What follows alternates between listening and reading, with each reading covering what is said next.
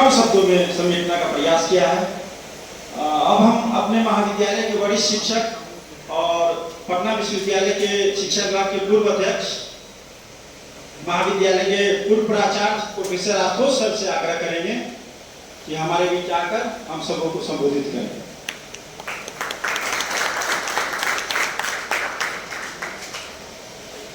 मंच पर आसीन महाविद्यालय के पूर्व प्राचार्य एवं विकास पदाधिकारी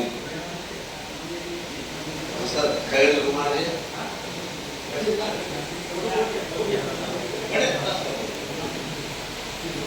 वर्तमान प्राचार्य प्रोफेसर वसीम जफर साहब, महाविद्यालय के मेरे सहयोगी और नव नामांकित सामने बैठे हुए विद्यार्थी हैं।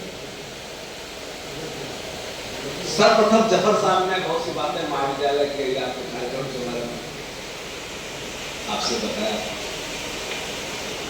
कुछ नसीहतें भी आपको दी और उन नसीहतों में मुझे लगा कि उनका दर्द भी छुपा हुआ था। जो पहले तो पूर्व चुके प्राचार्य साल भर से जो उनका अनुभव था, कार्यशैली जो है वो सही था, लेकिन उसके साथ कुछ आपके लिए एडवाइस भी है और कुछ आपके लिए आगे का मार्गदर्शन भी है। तो आप जो है उम्मीद है कि वैसे ही काम करें। और खैर जी ने जैसा कहा, मेरा मानना है कि बीएड एक डिग्री नहीं है, एक सोच है, एक जीवन शैली है। महीना है बीएड करने, मैंने कुछ लोगों से पूछा कि आपको तो किसी को जरूरत नहीं, सीनियर ब्यूरोक्रेट, आप जो चाहते हैं आपको बीएड करें।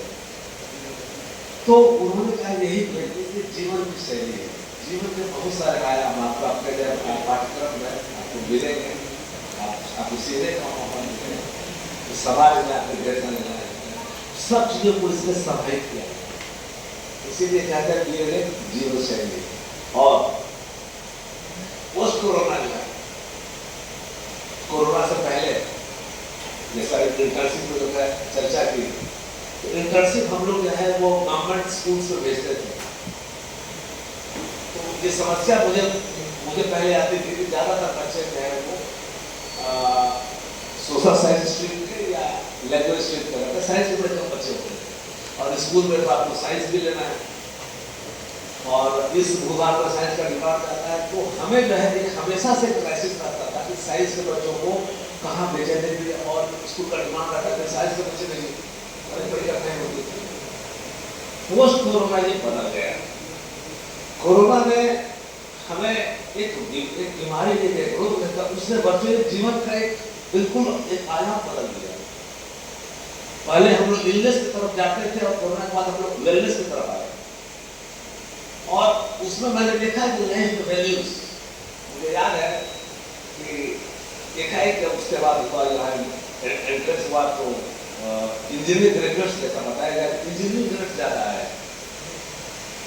अब एनआईटी से कर गया है, एक स्टूडेंट था जो आईआईटी से भी करता है, मैंने देखा आई वाज शॉक्ड, तो इतना कुछ चीज है कि मुझे लगता है कि इसका नहीं हुआ कुछ।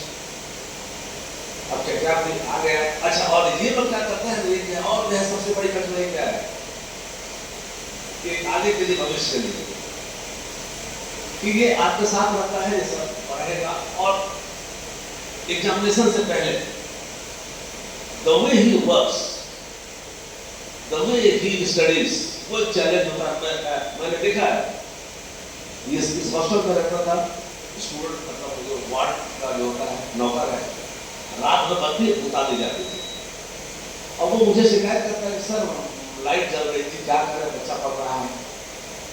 तो मैंने देखा कि ठीक लड़का पढ़ता है और एकदम एकाग्रचित होकर के, जैसे कहते हैं मछली की आंख से दिखती तो कुछ नहीं चलता था और वो सीधे वहां से निकलता है अपने हॉल से, 24 घंटे से वो सोया नहीं है और सीधे वहां से परीक्षा हॉल में जाता है और बेहतर कर दिया जाता है। यानी सारी पोटेंशियल एक जगह एक टाइम पे फोकस करके जाता है, लेके चला जाता है, वो एटीट्यूड रहता है। तो इसीलिए मुझे लगा तो उसने कहा कि नहीं, कोरोना ने सिखाया है, इसके जब फादर आए थे कि सरकार समझाइए, इसको 50,000 का पैकेज मिला है बंगलोर में लेकिन मैं चाहता हूं कि 5 ही लाख का पैकेज ले, लेकिन रात का डिनर मेरे साथ करे। कोरोना ने क्या मतलब बदला है, और इसीलिए खासकर एक ही सेक्टर है जिसमें सबसे ज्यादा वैकेंसी रहती है। देखा लाखों लाख वैकेंसी है। और जैसा बताया गया कि आपके अंदर एक merit develop once you develop that merit, teacher तो बहुत दिखता है, लेकिन कोई मन में बस जाता है, दिल में बस जाता है कि ये मेरा आइडियल टीचर है। तो हमारा हिस्ट्री बड़ा ग्लोरियस है, और प्रोजेक्ट भी आप लोग के है मानो टॉप मोस्ट, मैंने आपको वर्षों की सामना के बाद आप यहाँ बैठे हैं। बहुत लोग आप में होंगे जिन्होंने कई साल की तपस्या की है, तब आप यहाँ बैठे हैं। और इसीलिए भविष्य आपका उज्जवल रहे। महाविद्यालय का भविष्य आपसे जुड़ा हुआ है, आपका अपना फ्यूचर है।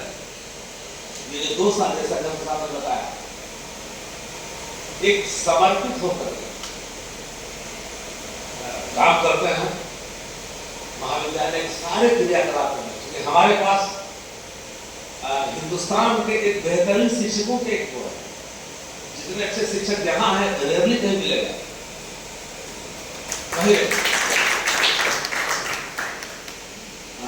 एक दिल्ली में एक रूपा है यूनिवर्सिटी है, जहाँ पे एक वर्कशॉप चल रहा था, उसमें सारे सेक्टर यूनिवर्सिटीज के लोग आए हुए थे, और मैं उसका डिपार्टमेंट में था, और जमा था यही 2 आदमी थे। तो सब अपनी पढ़ाई हुई सेक्टर यूनिवर्सिटी के यहाँ पर एक 2 ढंग का नियम चलता है, और हमें उसी में करना है, फाइट करके निकलना है। जैसे अभी इसी बात है कि कॉलेज का बीएड का मान्यता समाप्त हो गया, एडमिशन नहीं ले सकता, लेकिन देखिए यही बिहार में गया है बिना मान्यता के वजह बीएड चला गया। आप अपनी हिम्मत नहीं कर सकते। तो खैर मतलब है, लेकिन यहाँ पर ये हुआ तो वहाँ पर आउटकम की बात चलेगी, कौन कैसा आउटकम देता है। आउटकम अगर कोई एक पैमाना, मैंने कहा अगर आउटकम एक पैमाना है तो क्या हो सकता है। तो नेट पास करके स्टूडेंट हाई प्रोफेशन में जा रहा है।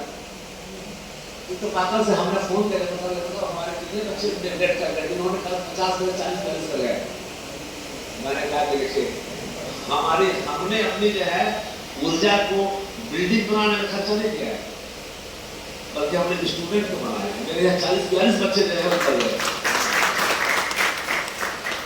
तो ये दर्शाता है कि चाहे हमसे बढ़िया स्ट्रक्चर आपको बहुत जगह मिलेंगे, लेकिन इतने अच्छे बच्चे नहीं मिलेंगे, इतने अच्छे टीचर नहीं मिलेंगे।